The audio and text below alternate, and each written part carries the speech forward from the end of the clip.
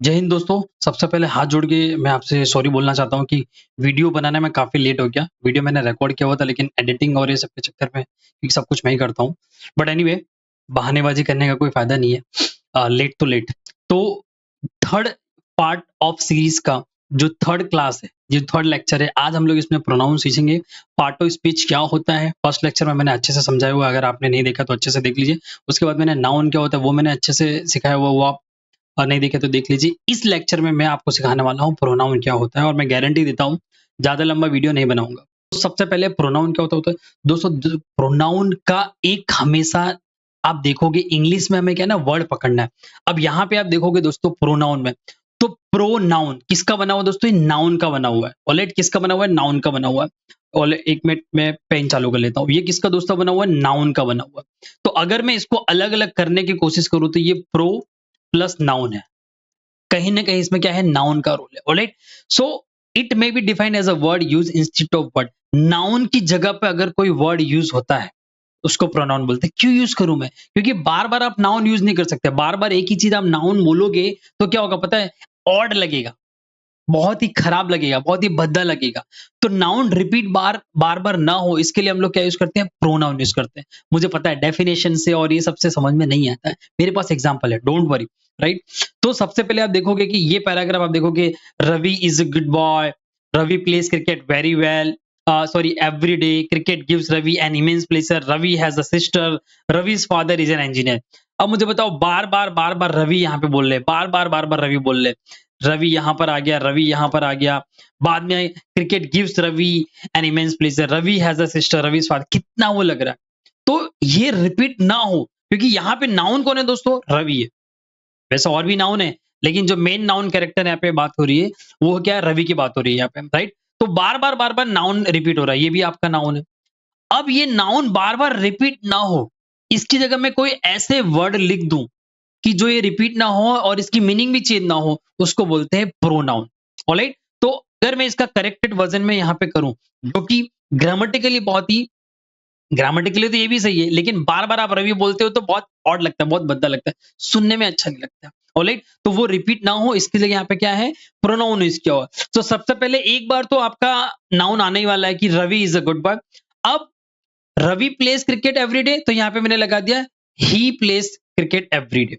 Alright, अब आ गया cricket gives Ravi an immense pleasure, so cricket gives him an immense pleasure. मुझे पता है एक डाउट हो रहा था कि यार यहाँ पे आगे ही लगा दिया, यहाँ पे हिम लगा दिया, फिर हीज आ रहा है, ये क्या है? यही तो सीखना है हमको। ये टेबल में आगे आपको सिखा रहा हूँ, right? Immense and pleasure, he has a, Ravi has a sister, so he has a sister. बाद में Ravi's father is an engineer, तो रवि's फादर का क्या होगा? प्रोनाउन क्या आएगा? His father is an engineer. Alright, तो आप देखना, आपने यहाँ पे देखा रवि बार-बार ना रिपीट भी नहीं हुआ, उसकी मीनिंग भी चेंज नहीं है और कितना अच्छा लग रहा है सुनने में। तो नाउन रिपीट ना हो इसीलिए प्रोनाउन का दोस्तों यूज होता है। ऑलराइट, तो अभी तक आपने वीडियो देखी है तो पूरा वीडियो देखिए, पूरा कंसेप्ट समझ के देखिए। आधा नॉलेज है ना हमेशा नुकसान करता है। हर वीडियो में मैं बता रहा हूँ, आधा नॉलेज हमेशा नुकसान करता है। ये हमको सोचना है कि हमें इंग्लिश अभी तक क्यों नहीं आई, क्यों कॉन्फिडेंस नहीं है, क्यों ग्रुप में जब कभी लिखना रहता है तो हमको लगता है कि मैं गलत लिख दूंगा। क्यों? क्योंकि हमारी जड़ मजबूत नहीं है और हम बहाने बनाते रहते हैं कि हाँ मैंने पढ़ लिया, इंग्लिश नहीं आ रही है। क्यों? क्योंकि जड़ मजबूत नहीं है और उसी के ऊपर मैं काम कर रहा हूँ। तो Ramesh found a purse, he picked it up and gave it to Sharla, she threw it into a river. Right, अब जैसे ये पास्ट टेंस में लिखा हुआ है। अब क्या है कि एक एग्जांपल में पिक्चर के ये रमेश नाम का लड़का है, आदमी है, रमेश नाम का आदमी है। इसको एक पर्स मिला। क्या मिला दोस्तों? पर्स मिला। उसने क्या किया? ही पिक्ड इट अप, उसको पिक किया and gave it to Sharla, ये सरला है, ठीक है? And she threw it into a river, और उसने क्या किया? उसको रिवर में फेंक दिया। अब यहां पे दोस्तों क्या हो रहा है पता है? यहां पे हो क्या रहा है कि सबसे पहले रमेश यहां पर एक नाउन है, ठीक है? रमेश वापस रिपीट ना हो तो मैंने क्या यूज कर लिया? ही यूज कर लिया। तो रमेश नाउन है और उसके बदले मैंने वापस रमेश ना रिपीट हो तो मैंने क्या कर लिया? ही प्रोनाउन यूज कर लिया। पिक्ड इट अप, और क्या उसको क्या मिला? पर्स मिला। अब पर्स भी रिपीट ना हो तो उसके बदले मैंने क्या यूज कर लिया दोस्तों? इट यूज कर लिया। And gave it to Sharla, अब सरला फर्स्ट टाइम यूज हुआ, सरला वापस यूज ना हो तो मैंने उसके बदले क्या यूज किया? सी यूज कर लिया, threw it into a river. So he she it और ही इट और सी, ये क्या दोस्तों यहाँ पे प्रोनाउंस है। तो एक एक्सरसाइज ये भी हो सकती है कि यहाँ पे पैराग्राफ है, उसमें पहचानिए कि नाउन कौन है, प्रोनाउन क्या है। अब ऐसा होगा, अरे यार हम नाउन और प्रोनाउन सीखेंगे, हमें तो बहुत अच्छे से आता है। यहीं पे गड़बड़ होता है। जब हम बेसिक से सीखना चालू करते हैं ना, तो हमारे दिमाग में कहता है, अरे ये तो मुझे आता है यार। आता है लेकिन अच्छे से नहीं आता, जड़ से नहीं आता। जरा सा भी कोई ट्विस्ट कर देगा, अभी मैं ट्विस्ट करके कर दूंगा तो हमको डाउट होने लगेगा कि यार इसका आंसर क्या है। क्यों? क्योंकि जड़ मजबूत नहीं है। ऑलराइट, तो बेसिक से सारे एक्सरसाइज कर रहे हैं, मैं सारे एक्सरसाइज दूंगा। अब ये कुछ टाइप से प्रोनाउन के, लेकिन हम लोग पहला वाला ही अभी सीखेंगे। मैंने आपको बोला था कि पार्ट ऑफ स्पीच को सिर्फ मैं टच करके निकल जा रहा हूँ। मेरा तो मेन पर्पस टेंस सिखाना है आपको, एक्टिव एंड पैसिव सिखाना है, लेकिन उसके पहले बेसिक्स और पार्ट्स ऑफ स्पीच मुझे आपको सिखाना है। क्यों? क्योंकि अगर ये बेसिक नहीं आएगा तो फिर टेंसेस और एक्टिव एंड पैसिव में गलती होने के चांसेस बहुत ज्यादा है। बाद में ये डिटेल में सीखेंगे, तो अभी सिर्फ हम लोग क्या सीखने वाले हैं दोस्तों? पर्सनल प्रोनाउन सीखने वाले हैं हम लोग। चलिए, अब ये देखो फॉर्म्स ऑफ पर्सनल प्रोनाउन। अब जो पर्सनल प्रोनाउन यहाँ पे मैंने पहले वाला टाइप बताया ना दोस्तों, ये वाला पर्सनल प्रोनाउन, उसी का ये डिटेल्ड वर्जन है, आप ऐसा समझ लीजिए। अब क्या होता है प्रोनाउन को, क्या क्या होता है दोस्तों? जैसे आई है, वी है, यू है, ही है, सी है, इट है, दे है। एक चीज और बता रहा हूं, मेरे वीडियो में आपको इंग्लिश का हिंदी, इंग्लिश का गुजराती या कोई और रीजनल लैंग्वेज में बहुत कम देखने को मिलेगा। इंग्लिश को इंग्लिश में ही हमको सीखना है फ्रेंड्स। ऑलराइट, तो आई मतलब मैं, वी मतलब हमें, यू मतलब आप, ही मतलब वह, सी मतलब वह लड़की के लिए, इट मतलब किसी जानवर या निर्जीव चीज के लिए, और दे मतलब वही सभी। ठीक है। अब क्या होता है ना कि इसमें एक तो नॉमिनेटिव केस है, एक ऑब्जेक्टिव केस है और पॉजिटिव केस है। नॉमिनेटिव केस से कंफ्यूज नहीं है ना, हम बोलते नहीं थे कि सब्जेक्टिव केस है, ऑब्जेक्टिव केस, राइट? तो यही सब्जेक्टिव केस है, इसी को सब्जेक्ट बोलते हैं हम लोग। जो बोलते हैं ना इसमें सब्जेक्ट क्या है, राइट? इसमें बोलते हैं कि सब्जेक्ट क्या है। ये सब्जेक्टिव केस ही आपका नॉमिनेटिव केस होता है। ये कंफ्यूज नहीं होना, हमको जरा सा भी कंफ्यूज नहीं होना दोस्तों, राइट? तो जैसे यहां पर अगर मैं लिख दूं आई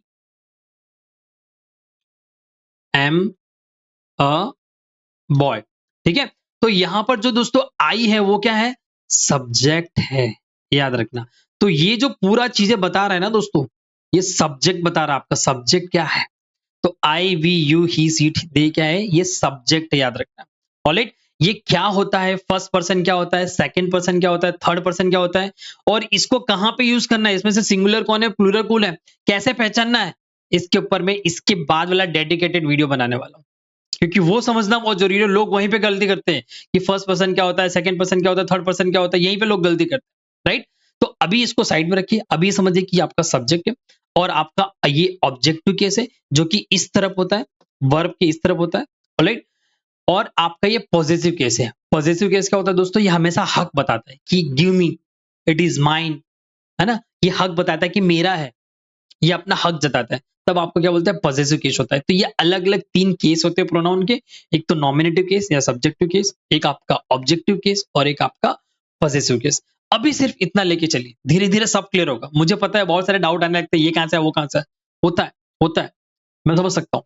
तो ये टाइप्स ऑफ पर्सन है, मैं इसके ऊपर डिटेल्ड वीडियो बनाने वाला हूँ। अभी सिर्फ पर्सनल प्रोनाउन तक ही हम लोग सीखेंगे। इसके ऊपर डिटेल वीडियो बनाऊंगा, नहीं तो ये बहुत कंफ्यूजिंग है। यही नहीं, यही टेबल सबको नहीं आता है, इसलिए इंग्लिश नहीं आती। मैं ऐसा बोल सकता हूं तो मैं गलत नहीं हूं। यही टेबल नहीं आता है, ये जिसको आ गया उसका बेड़ा पार है। इसीलिए मैंने डेडिकेटेड सारी इसमें स्लाइड बनाई हुई है, इस वीडियो में बता दे रहा हूं, लेकिन पूरा डिटेल डेडिकेटेड इसके ऊपर मैं बताने वाला हूं, पूरा वीडियो बनाने वाला हूं। तो इस वीडियो में दोस्तों इतना ही। I thank you so much. अगर आपको कोई भी डाउट है तो आप मुझे कमेंट लिख देना, मैं उसको डेडिकेटेड वीडियो बनाऊंगा या व्हाट्सएप नंबर दे दूंगा, आप मुझे व्हाट्सएप भी कर देना। मेरा एक ही पर्पस है दोस्त, मेरा एक ही पर्पस है कि आपका कंसेप्ट क्लियर हो और कोई एक लोग भी सीख रहा है ना, so I will be more than happy. Thank you so much.